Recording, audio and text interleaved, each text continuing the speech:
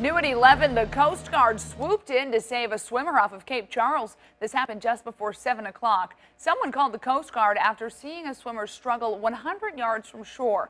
A crew from Coast Guard Station Cape Charles responded. They rescued the man and brought him back to shore. He wasn't hurt and refused medical treatment.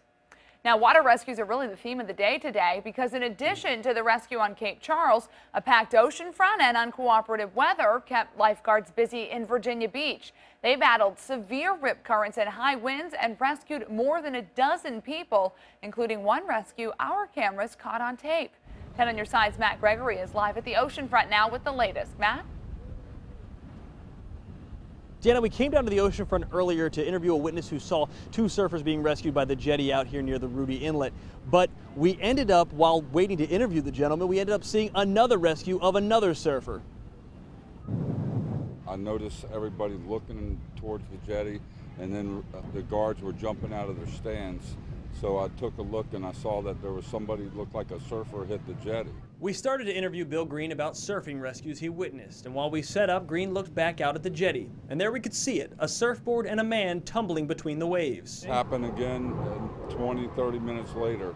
It's amazing. I was in the water and the rip current was really brutal. Immediately, lifeguards swam out to the man. When one guard couldn't bring the surfer back to the shore, Virginia Beach Life Saving Services Deputy Chief Tom Gill called in reinforcements. We have a natural rip current around the jetty here, and so when you get caught in that, there's really nowhere to go but out and around it. It took 4 lifeguards to bring the man away from the jetty, but the brutal waves made it nearly impossible to bring him back to shore. You know, it took the 4 of them to get around there, and as you saw, it was 15, 20 minutes of work to get him around there. So they're going to be pretty tired by the end of the day.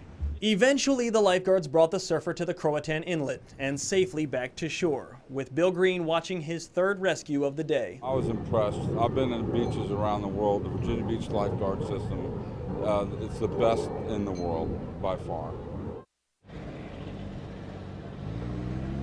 Yeah, Virginia Beach Life Saving Services told me they rescued 13 people today. It was a very active day, and so far this summer, they've rescued over 700 people from the ocean here down at Virginia Beach's oceanfront, which is higher than Gill says they normally see. At the oceanfront, Matt Gregory, 10 on your side.